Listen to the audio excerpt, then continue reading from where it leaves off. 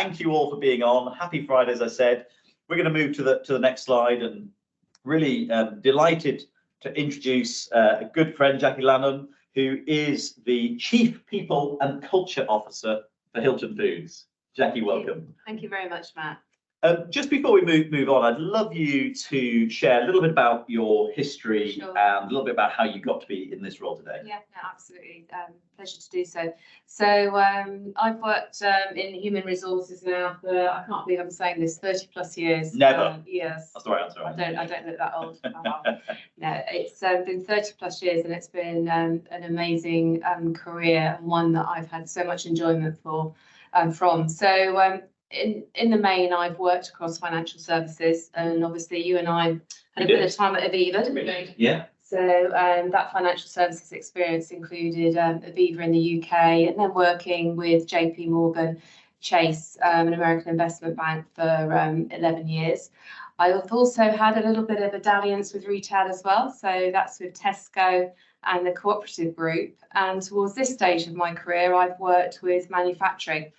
And so a previous business was an organisation called Wrexham, who developed and made aluminium cans for the drinks industry. And then there was a move 7 years ago into Hilton Foods. And I've really enjoyed being able to get experience across all of the different aspects of human resources. But I guess if anybody asked me what my sweet spot was, it really is around engagement, how we develop people. Those are really kind of the areas that I love the most. Thanks, Jackie. Yeah, and I might actually, there's a little bit of an interesting news article. I'm going to come back to it later to give you some time to think about it, about Aviva, actually, our old company. Oh, yes. Wasn't there? And about this very interesting topic that people are wrestling with, which is how do we improve diversity and inclusion? And I'd be really interested later on, we'll come back to what are your views of her, which, if you remember the story, made it onto the BBC, was around the CEO wants to, I can't remember if it's Amanda, but she wants to sign off every senior male white hire. I was really intrigued. I was just genuinely curious to go, because obviously we all know good intentions. We'll give her good intentions if she's trying to solve a problem. And is that the way to do it? But we'll come back to that shortly.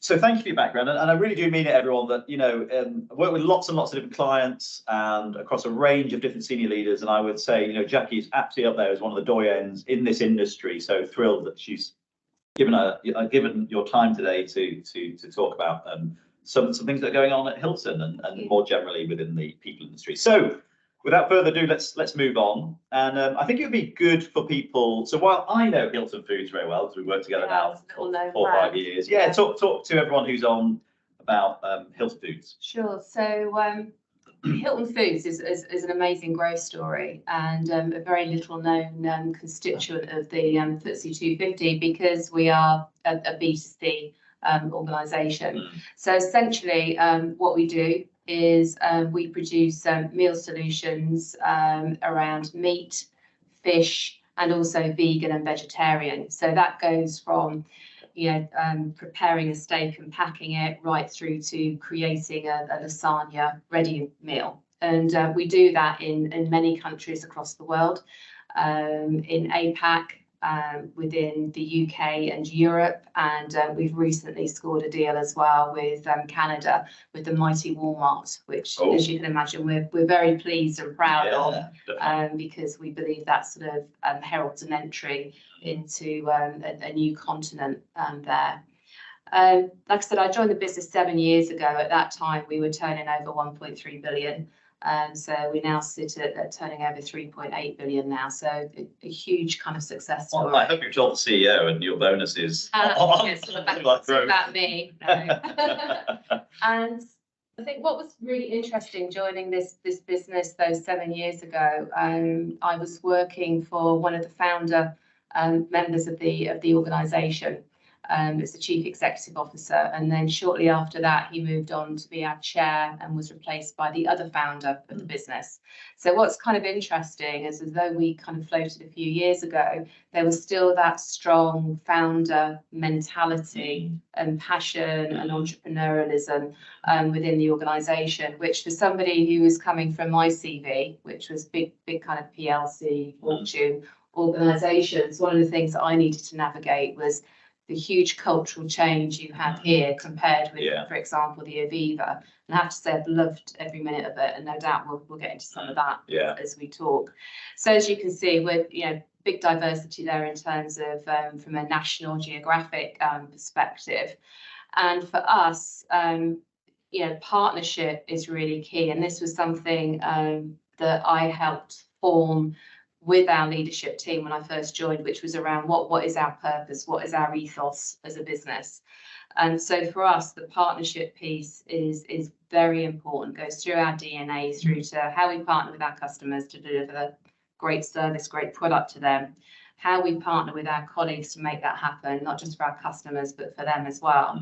And also how we partner with our suppliers and our joint venture partners. So we also have a string to our bow that we've been developing around supply chain management, and we now have significant joint ventures with automation manufacturers and consultants and data engineers as well. So which gets you into, sometimes people say internally, the sexy part of the business. Yeah, thank you for that. And just for those of you listening, a couple of things. Don't miss what Jackie said there, because if you've got any questions around that kind of culture piece of having worked in very corporate FTSE 100 companies, having now also spent time in very big entrepreneurial companies, I think it's quite fascinating. So, and if you've got any questions around that, please do put them in the chat. The other thing just to say, I'm sure you noted it, whilst it might not be the most well-known brand, actually, it's a huge global company, pretty big turnover. And that's actually one of the things that sort of attracted Inpulse to wanting to work with you is, hey, look, you've got this really fun challenge around, you're in Australia, and you're in Europe, you're in the UK, and it's kind of like, okay, let's get into that, because that has a different way that sometimes you have to deal with some of the things. Oh, totally. And also, Matt, we've had the challenge where when I joined, nobody did my job. So nobody really knew what more strategic human resources look like and engagement activity like this. We had some great HR people, don't get me wrong, and they existed within each of our factories, but not brought together in terms of what's your overall strategy, what are you looking to achieve culturally with your business. So you guys had to be really patient with me while we were kind of crafting how we move this forward. But that's a great segue into the next slide, because let's go back to the beginning, and let's just talk about that first kind of step where we did come on board. And again, just for those of you listening, like whether I'd be interested to know whether you're like this or not, but Jackie, when we joined, as you say, really at the beginning, the engagement wasn't necessarily something that anyone was thinking about, other than we just want people to work really hard and work really well, which is a kind of classic entrepreneurial. As an entrepreneur, I know that everyone just work really hard and work really well. Be as passionate as me. Yes, and why don't you love this company as much as I love this company? But actually, you go, okay, that's quite surface level, and not everyone does for those same reasons. So you do have to then tap into the psyche of engagement and culture. So talk to us about that beginning bit where there wasn't necessarily, the leaders weren't wanting or even had an engagement survey or an engagement strategy. Obviously the measurement, but there's also so what are we going to do about it? So the thing for us was around how do you embed this into your overall corporate strategy and where you want to get to. So we flicked over on the last slide. There was a model on the right hand side which is called our strategic compass. So one of the areas that we worked on when I joined was to be really clear about what is our purpose, but also what are our values, our principles, how we want to be from a cultural perspective. And that took some work, and we did that with the executive leadership team, and obviously lots of feedback internally. And then we got to the point of, well, how do you measure the success of this? How can you really measure that your culture is operating well? Now, obviously, there are loads of tools out there, but for our business, it's important to keep it simple. So the view we developed was to say, well, let's have a look at what kind of engagement survey we can buy into that will be a good measure for us, and also look at one where we can have some flexibility. So with all those different countries, and we can see, we did actually have one country who did do a survey, And it had 70 questions. I was like, So you can just imagine by the time you kind of crunch through all the data, turning that into action was quite something. So we did have one outlier, which was great. Most areas we didn't have anything in place at all. One of the countries had tried with their own survey monkey. Was exhausted. They were exhausted. It took them so long to do it that, again, it was about a year before they could do anything with the data that was coming through. So essentially it was, we've developed a strategic compass. The strategic compass was there to develop the corporate strategy. Okay, when you're delivering a corporate strategy, you need to show that you've got progress along the way, you're improving, where are you going? So the people aspect, we could use the engagement survey to do that. And I'll just jump in there, that's right, because I think that's really important. Again, everyone listening, I know you know that, but we always start with clients and go, what's the business trying to achieve? Therefore, what's the people strategy? And therefore, what do you need to engagement? And it sounds really simple, but it's amazing how many people just go to engagement measurement and they're missing this slightly bigger picture. And really, and I remember this very, very vividly at the beginning, you said, Matt, you and the team are going to have to help us buy in the exec to this. And I remember you said, look, I'll front it, but we're going to need some support behind, because just measuring for measuring's sake is not necessarily going to work. No, absolutely. So I remember feedback from your team at the time saying this is the longest sales process we've ever been in, which it was. However, for me, making sure that we'd got every single one of our, what we call our local excellence teams at each of our sites bought in was paramount. Because if they didn't buy into Inpulse, they didn't buy into the approach, then they certainly weren't going to take that data and trust it and turn it into action. So for me, this is not a quick fix. It's the long game you play when you're looking at achieving cultural change. Well, that's another great segue. So let's put the next slide on, because we've talked about the beginning. Let's kind of skip to the end for everyone again listening. Jackie's very kindly shared engagement results, which sometimes clients don't necessarily want to do, and not just because they're very good and they've gone the right way, but actually to help the conversation we have with you today. So I think just a few things I want to point out on the slide, if that's okay for everyone, is if you actually look, so the response rate, which is the grey line, or the top line, if you're struggling with the colours, has gone up 20 percentage points. So, and to be clear, the strategy is a once a year, but followed by quite a few deep dives and, if you like, localised surveys, which we don't have a problem with, because partly a company like Hilton is decentralised. So it allows the countries to go and do some of their own localised survey, which can be very powerful. And that for us then deals with this thing of you do need a bit more trend data. But just to make the point, so on this survey, up 20 percentage points over those the last 3 years. On the positive emotions, for those of you who don't know Inpulse, one of the things that makes us unique is that we ask people how they feel and why. And the feelings are actually that they are emotions, range of 12 from very negative to very positive, and great to see you've got up 12 percentage points on that, some big gains. And then the engagement index, which is typically 3 to 5 questions, as many of you know, of what you're measuring that you really want to see impact on, again, has gone up 7 percentage points over the last few years. So any thoughts on this first, because this is the end game? I mean, we just showed the over the last 3 years, but I thought it was an important snapshot. And I think something that was interesting is we don't set any targets internally on positive emotions or the engagement index. What we simply do is we're transparent in sharing the results. So every team will see how they compare. And we've developed over time with the help of the Inpulse team what I call my heat map. And essentially we show where we've got the best score against a particular question, and then we RAG rate every team against that score. We don't then go out and say you must achieve this score. We share it. And that generates some fantastic conversation. This year, for example, our colleagues in APAC were coming over for a couple of weeks to Europe for a visit. And the first question I got was, can we go to Denmark? Because Denmark have been really getting some great scores and we want to understand what those guys are doing. Now, that was fantastic because actually APAC are right up there with Denmark anyway. Yes. But the fact that they could see another team that was doing really well. And we've had other examples of that around the business as well. So I have had pressure in the past from our board and executive team to put a target, but I have resisted it. And I've got away with resisting it because we can see that we are making some great progress. Where we do set a target is on our response rate, and that's to support our sustainability strategy to make sure that every employee feels that they're getting a voice in our business. And we've got a pretty dispersed, workforce. They're working in production, and so we're very proud of that 91.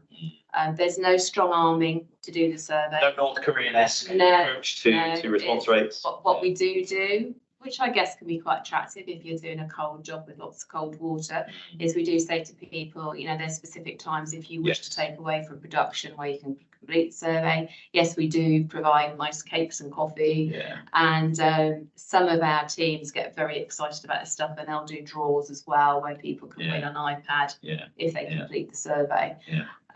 So I was shocked when we had that big uptick from 21 to 22, because those techniques were being used earlier. Yes, but they seem to really come through. To me, I think our people were starting to see we're being listened to, Yeah. we're being told the results, Yeah. and we're contributing to what actions are being taken. Yeah. And so it's a nice place to be. Well, I was just going to add, sorry, Jack, I think that's such a key point that we saw a real, over the last couple of years, and again, for those listening, this is what you're looking for, is that the exec taking one or two actions and really working them through, and then some localized actions happening as well within the different countries and opcos. But there's no doubt that does encourage, all the evidence is there, you start to see people saying more and more on the question, do I see action? Yes, I do. And then you start to see typically a correlative uptick in your response rate, because you're like, okay, this is worth now sharing, and as you say, giving our voice and opinion. Just a quick pause, just to remind you all, having great conversation with Jackie already. We're just trying to give you the end picture, really, to go, look, here's what's been achieved over the last few years.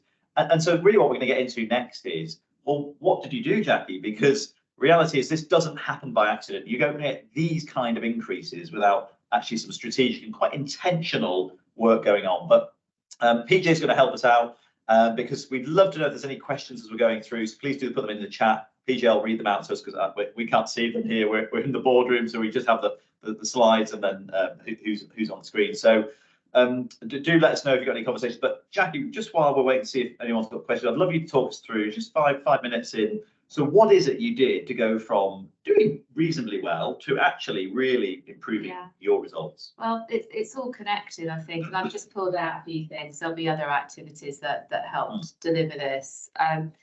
First thing, for me, was around our people and culture team, and we have made some changes within our team over time. We've evolved the team, and in that evolution of where somebody perhaps has decided it's time for them to leave, we've absolutely focused on making sure people are coming into the team that have a high quality and capability, particularly around culture and strategy.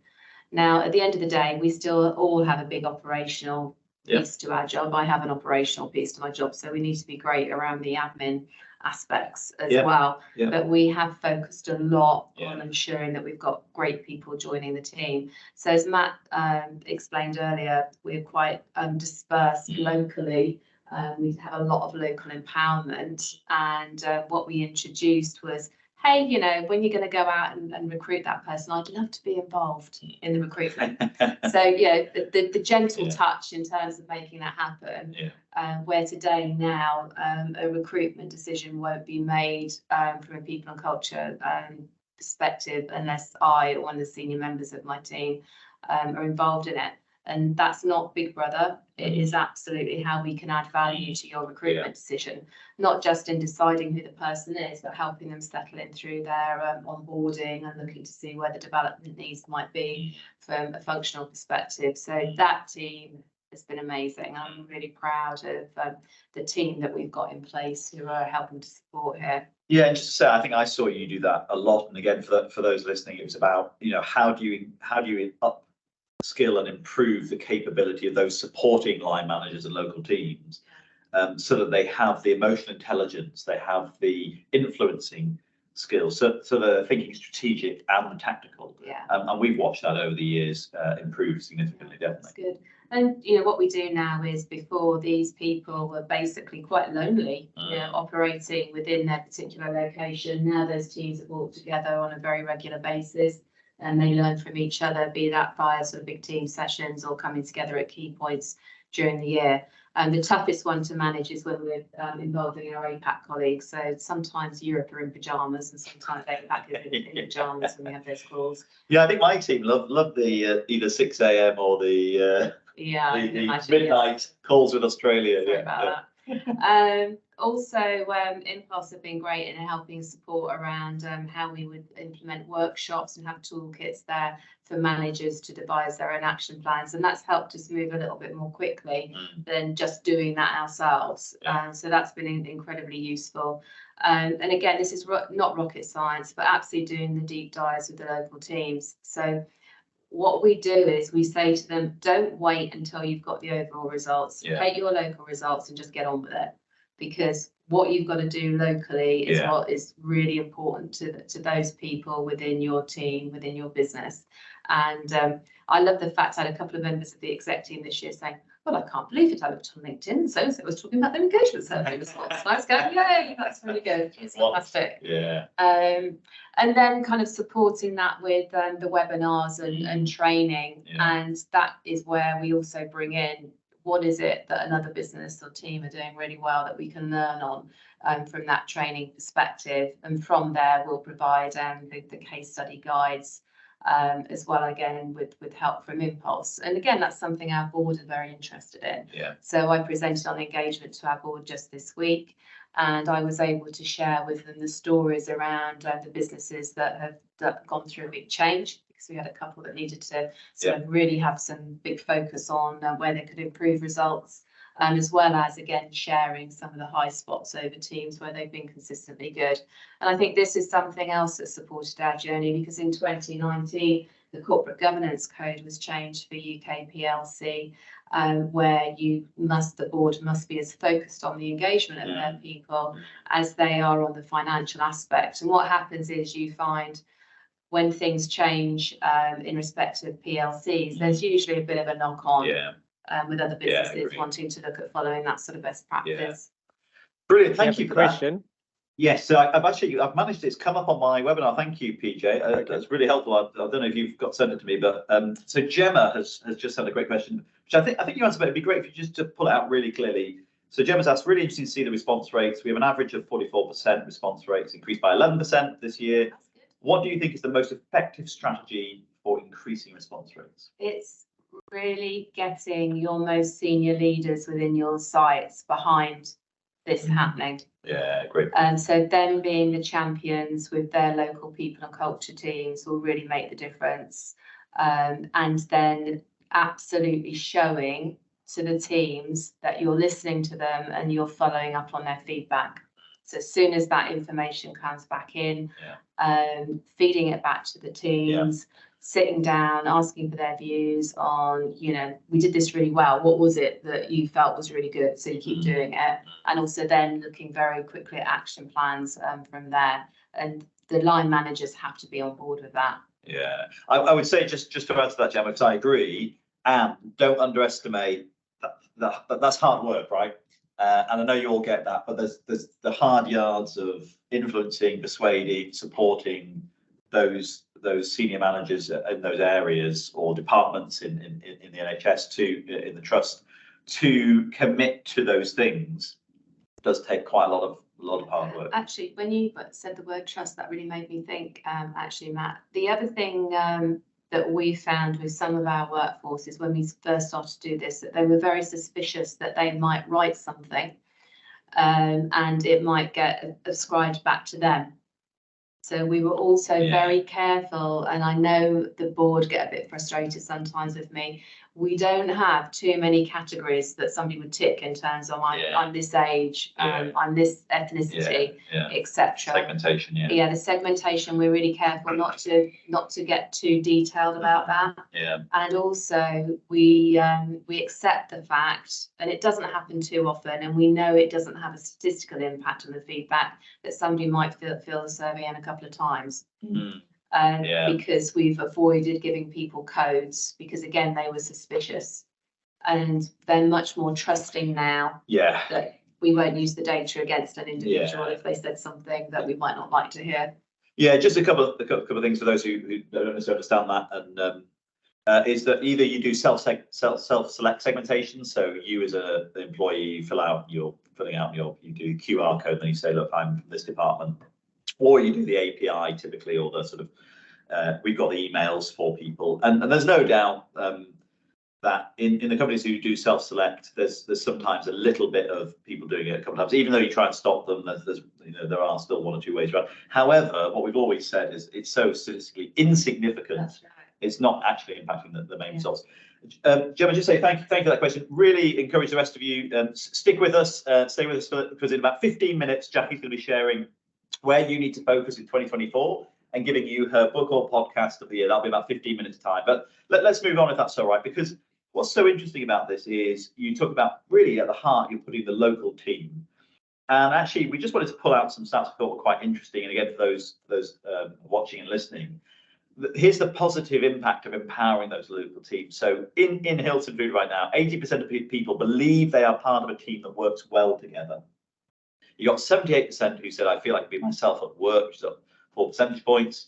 And you got 69 say my manager supervisor gives me. So what we're doing here for everyone listening is we're trying to paint a picture of Jackie's really focused on that local team and saying, look, let's really empower them, strengthen them, get a sense of connectivity and trust that will help grow engagement. Would that be fair? Yeah, absolutely. And this goes back to the cultural tone we want to set.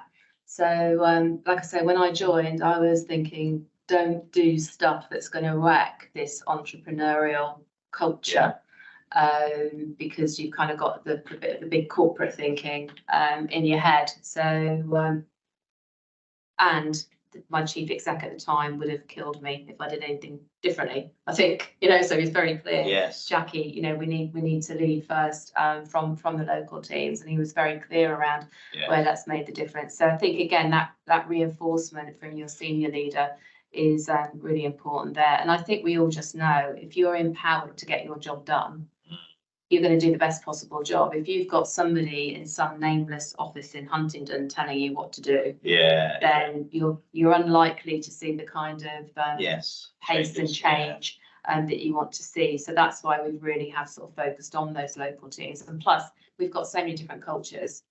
Very quick story. APAC have done a brilliant award scheme that they call Hilton Heroes for people who've lived their values.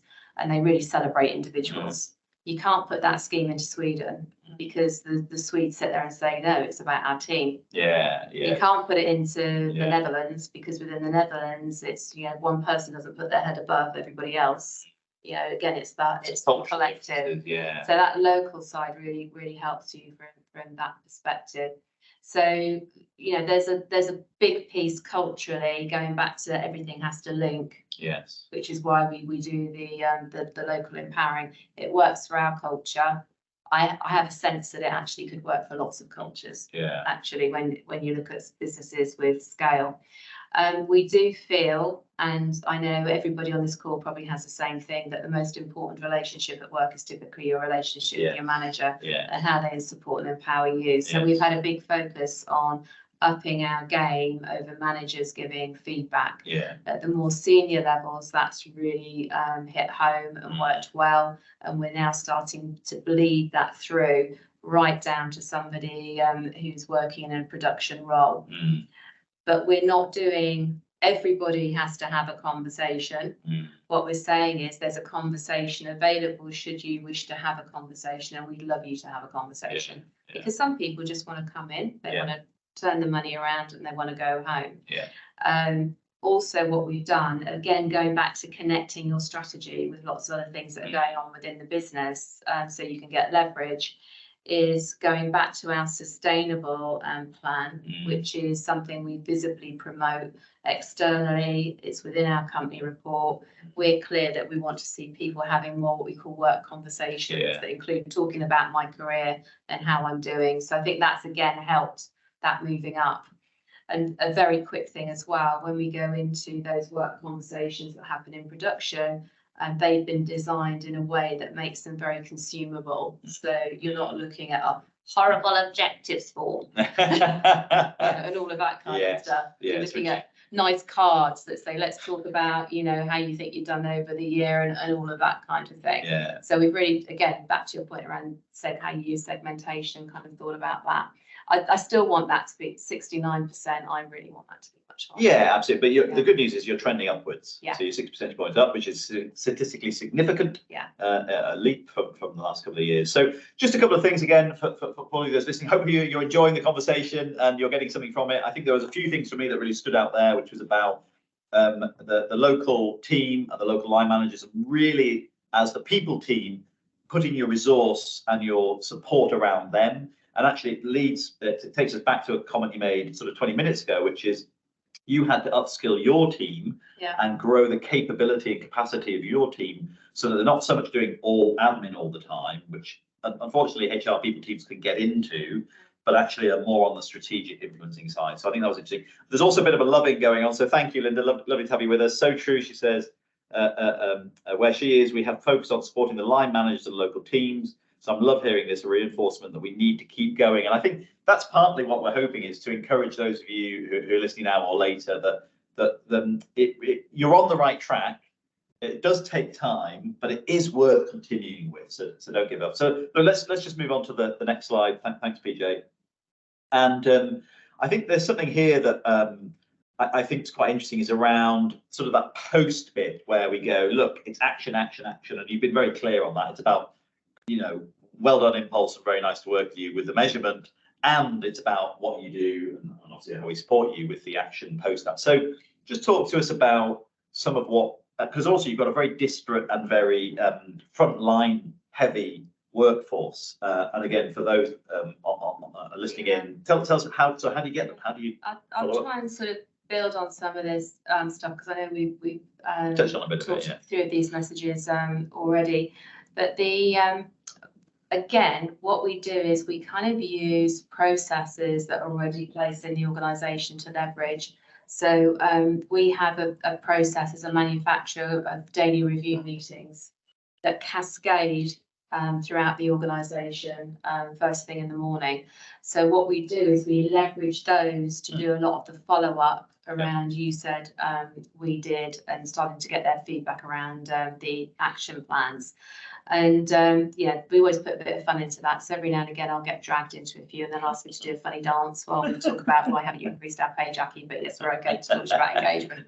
So really not have sort of, yes, having meetings that are specific about it, but also trying to make it part of the daily, review meetings has been really useful because that's part of the culture and kind of what we do would be what I would add there. Also, we have done a lot of work around improving communication. So at the same time as we started to move into measuring engagement, one of the things that you could see was, well, how can we reach people who are working in production? And so we didn't even have an intranet. Still don't have an intranet actually here, but then you go, well, an intranet, how's anybody in production going to get hold of an intranet? So we devised our own app, which we call My Hub, and that app contains information that people can get their pay slips through to up-to-date news on what's going on, what's happening with the share price if they're interested, competitions, links to complete the survey, for example. And that's been great. And I think that's really helped us be able to get the buzz up about things. So if I take here in the UK, the guys put the results straight out on the app. And there were lots of thumbs up coming in about them, so you're generating that kind of interest. It was the same on, 5 more days to go until the engagement survey. All of this stuff went on the app, as well as using kind of people channels as well. So I think the communications have been really helpful. Improved learning and development, we're on a journey there. APAC have been brilliant. They put in place a learning management system a couple of years ago with some great curriculum on it, and also support around how people can then start to develop better. If they've gone from school with no kind of qualifications, how can they get accredited qualifications through us? So we're actually going to replicate that APAC journey in UK and Ireland and Europe. But long game, I'm not going to have it in until the end of 2025. Yeah, but at least you know it's coming. Yeah. Just a couple of things coming in as well. Thanks, Linda. So people loving, by the way, the daily review meetings at Cascade. Great idea. But just to think about personal work phones and using personal phones, what's been your experience here? People obviously can't take the phone into production because that's not appropriate from a food safety perspective. But they use their work phones on their breaks. They get free Wi-Fi access, which they like. So we have a policy, obviously, around using electronic communications.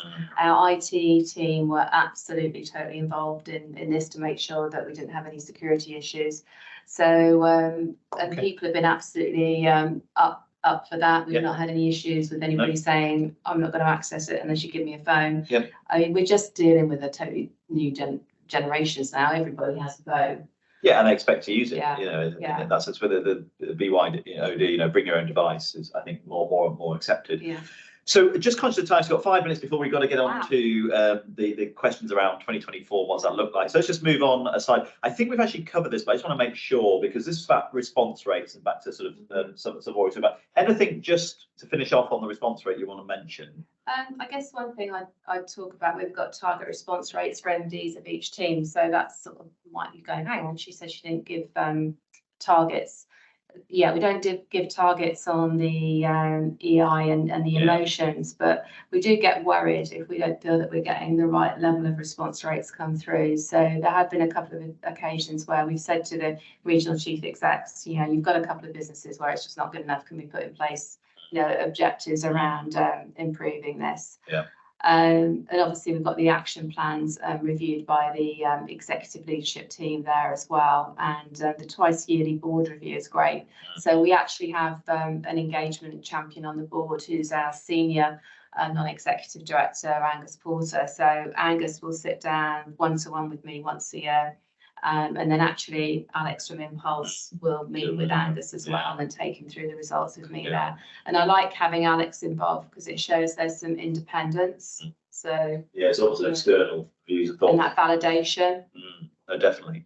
So we're going to ask you to do 2 things. So 12:41. So what I want to do is just talk first to everyone listening about some of your focus for 2024 in terms of Hilton, which is the next slide. Yeah. And then once we've sort of done this, I'd love you to go kind of we've got a doyen here, as I said. So whilst we've got Jackie with us, what do you think? What would be your advice to everyone listening about where they need to put their focus? But start with yours. Just for us, I mean, it's clear we'll keep that whole cultural piece going of focusing on creating the actions and that accountability at all levels. And those actions, quite frankly, will look different within the different areas.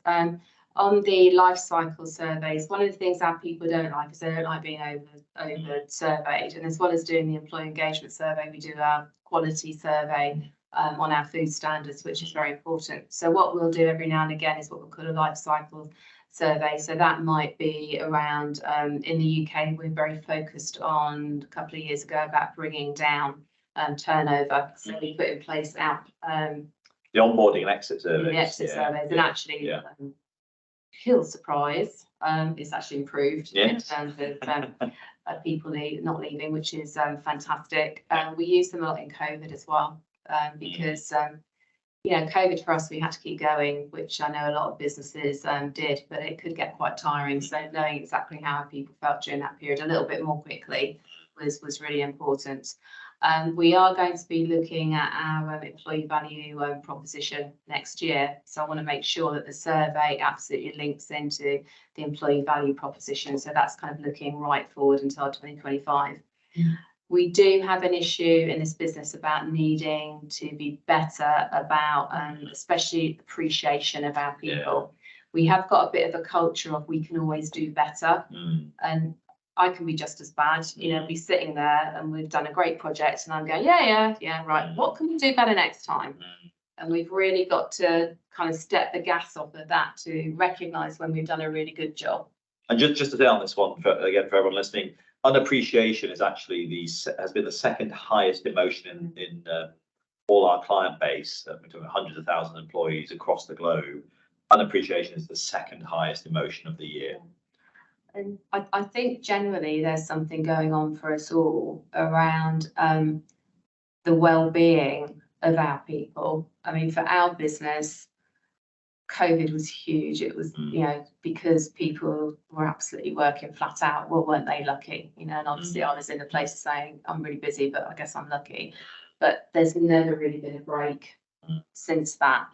So I think there's something around appreciation, not just in terms of I appreciate you for the great job you've done and here's your great reward, but it's also around getting into appreciating people's workloads and their need for whatever balance they require as well. So that's getting us into looking at shifts, people being able to pick the times they do have shifts, you know, whether they do more intensive shifts outside of sort of when the kids are at school as opposed to when they're on holidays, all of that type of thing, right through to how you use kind of home working for people who are more office-based roles. So I think that's a big standout for us. And I do worry about people's bandwidth, whether they're just being too stretched. And then for us, we will be doing a think tank next year on spreading our best practice more. So we want to formalise that a bit more, and we're going to have we're going to call it a jam, and it will be in pyjamas because it does need everybody to kind of get involved in it. But I love that. What a great takeaway for some of you if you've never thought of that one, of a internal think tank to help come up with ideas and then roll them out. I think it's a great thought there, but involve lots of people in the process. So you've been very patient because I've been signposting that at 12:45 Jackie would share from her perspective what do we think people teams and HR teams need to be focused on in 2024. So what's your thoughts on that? Well, I think I sort of started to get into it. I think the whole wellness, well-being debate is a very important one. We only have to look at the numbers now to see if we look at mental health challenges are now overtaking physical health challenges when it comes to people being able to come to work. 1.2 million in the UK who say they're depressed or down, or there's another word as well that's used. Stopping them working. No, I think that's a huge challenge for business on a few fronts. There's the front around leaders recognizing it, and when you've got those different generations in leader roles as opposed to people in doing other roles in the business, there can be a misalignment around understanding. So for me, that it's a big area, kind of helping to get leaders appreciation and understanding. And there can be a bit of that be strong mentality in our business, and I recognise it elsewhere that we need to kind of bust through. So we've been doing a couple of things on that area. Our leadership conference last year, I just got up on the stage and just talked about this subject, and people were shocked. We haven't talked about this before. And there was a few thank yous as well. So that was part of me sort of trying to set a tone. And also we've had where we've had visible issues with more senior people with stress, we have been incredibly kind. Because that's the way you should be with people. But I would say that's kind of a shift from the period of time that I've been working in business overall, and it's paid off. Really just pay off. Well, and just to say, the number one emotion in 2023 has been stress. That people have chosen. Stress was the highest one. So that's kind of really quite front of mind for me. The other big piece is around how you create a more inclusive workplace.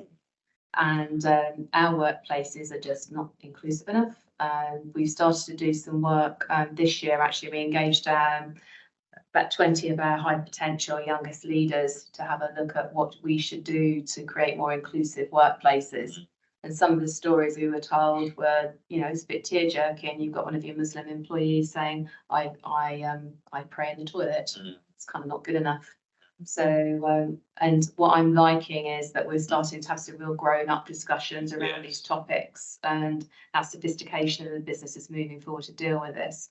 And I think if you want to be as attractive as an employer and you want people to feel they can be themselves at work, these are things that you really need to tackle. Well, let's just stay there, because I asked at the top of the webinar, I said, talk to us about Amanda Blanc, I think it is, at Aviva, and the story that came out this week around, her saying, I will see any senior hire has to pass her if they're male and white, I think was the two criteria. What were your thoughts on that? And we all know what she's trying to solve. Yeah, no, we do. I was a bit shocked when I saw it last night. I was doing my thumb on my phone and saw one of my old colleagues from Aviva would comment on it, because I hadn't seen the Telegraph article during the day. And hadn't come up on my feed. I was quite shocked.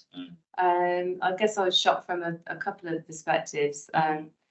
I know Aviva's not the size it was when we were working there, but it's still a sizable organisation. So to me, it was around what processes and trust do you have in the rest of your system. And also, I kind of sat there thinking, oh, this could sound crazy. There's a lot of white men that need to feed their families, as well as there's a lot of white females who need to feed their families. So, what's going on here? Because at the end of the day, it has to be the right candidate for the job. But I also recognise that having a culture where you're raising your game around diversity, looking at different types of people coming into the business, is the right thing to do from a societal perspective, and also from a business perspective, because there's loads of studies that show more diverse organisations make more money. But I was sad actually that the chief exec needed to endorse every hire, and I just wondered what any white male might feel who might be thinking about joining Aviva at the moment. Yeah, and I think just to add, love any thoughts anyone wants to put in chat, but I think a couple of things I thought was fully agree that there's a conscious bias, no issues with well, I think there's a lot of evidence on that, and therefore I think what I took away she's trying to do is say, look, we've already got a lot of white males, probably over 50 here, who do this. She actually said, phone up their mate and say, so they missed that sort of unconscious bias of them. But then it made me think, well, what makes you? Because I'd rather say, let's put a committee in that has a good range of diversity. Let's stop people that, because otherwise then we end up with the female white, the senior person making the decisions, who may have some unconscious bias too. So my preference is always go, great, let's solve this as a community. Let's solve this in a way that doesn't feel like sort of the punishing, but actually it's about together, how do we solve the problem? Yeah, I would absolutely agree with you. There's something, it feels a bit stick, doesn't it, when the boss has to sign off everything? Yeah, well, without going too deep, I'm a believer. What she's using is what you call, it's as a form of sort of retributive justice, which is about there's a winner, there's a loser. Yeah. And I don't like that. I prefer restorative justice, which is about, we have a problem, how do we as a community solve this problem? The other thing, actually, it did make me think, because I'm a shareholder, and I did kind of think, oh, how do I feel about my stock? But there you go. Yeah, I think there's no doubt people are taking very seriously, how do we improve where we are? I think we're still all trying to work out. There's actually another story about ASOS, who have moved the diversity targets from being year in, year out to a 10-year. Yeah, they have. Because actually they weren't necessarily solving it. It was taking, this is the story, not necessarily my opinion, but it seemed that it was taking too much time off focus. So then profits been going down for 2-3 years. That could be an excuse, by the way. But regardless, they've said, let's put this as a 10-year play, which I think also has a merit to go, we're trying to solve it today. And then you overlay York, which if any of you know York is 93% white. So well, there are the big offices in Norwich. In Norwich, yeah. I'm a Norfolk girl. You've got, I'm smiling, but you got a slight challenge there that you have to acknowledge. It's not London, it's not Manchester, it's not Liverpool, it's not Leeds, it's not. So you've got to sort of take that into account. So interesting story though, because I think we're going to see a lot more of that over 2024, which is, there is a problem. We can all see that, which is we're not diverse enough. We can do better in inclusion, particularly in the larger companies, but across the employment spectrum. So how do you solve that problem? And it's also, I mean, in our business, it's like everybody else is probably on the call. there's a little bit of organisations, the shadows of their leaders. So I know when I walked in, I was the only female in the senior leadership team, and we had a very sparse female sort of leaders below. Since then, we've kind of turned it around to a certain extent. Still needs to do better, but you just start the conversation. It's a bit like the mental health conversation. You start, you show the mirror, Yep. and just say, is this right? Yeah, let's begin that conversation. Absolutely. But I think the more we can do it in a sort of restorative, let's solve the problem together, as opposed to retributive, let's have winners and losers and say you're bad, you're good, I think can not necessarily help take people with you. That's what I'd like to see more of. So 2 minutes left. Thank you for staying with us. Hopefully you found that on a slightly controversial topic in terms of, sometimes people are nervous to talk about it, but one thing you do need to do is talk about it. Because our operating system as humans is communication, and if we stop that and start cancelling it, then we've got a major issue. Two final things to do. I'd love to know any book or podcast from 23. This sort of stuff. I must admit, I'm really boring. I just love listening to Radio 4 in the I love it. You zone out. You like to zone out. I listen to that for a couple of hours, and I'll get in my car and put on Virgin. Brilliant. But no, that's you're doing both sides of your personality. Yeah. But I did. I have got a book I'm ready to read, which is called Revolting Women, which I'm looking forward to. Okay. And that book is talking about women in middle age choosing to exit out of corporate life. So I'm looking forward to reading that.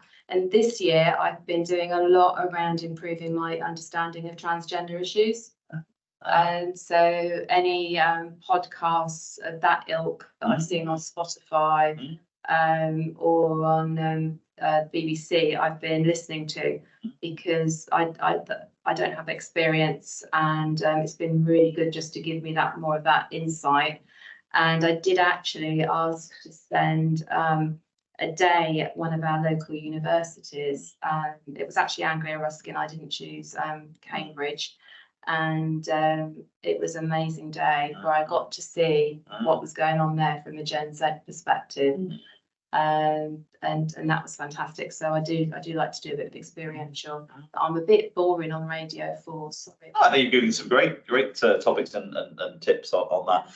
So look, just as we come into land, I think there's one final slide. Very kindly, and this is a sales deal I'll get, but you very kindly said about why you chose Inpulse, and for those of you listening, thank you for sticking with us.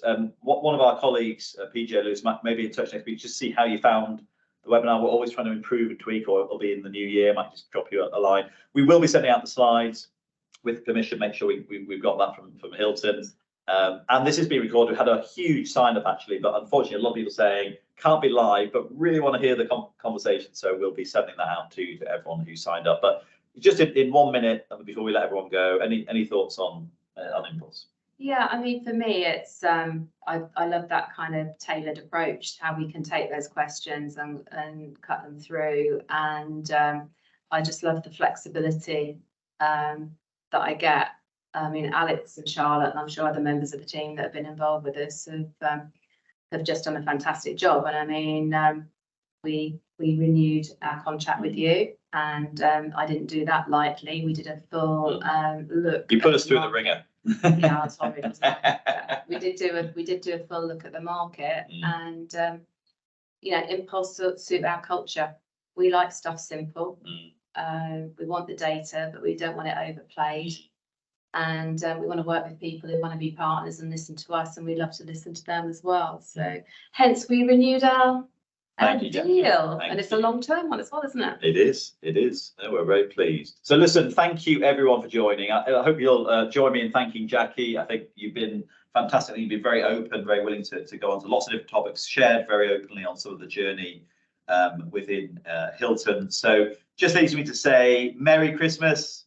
Hope you have a lovely break when you get there, like Friday like you, Thursday like me, whatever it might be. But really appreciate you joining us on this webinar. We've got some really great stuff coming up next year that we'll be advertising, I'm sure. So hopefully see you again. But thanks so much, everyone. Take care.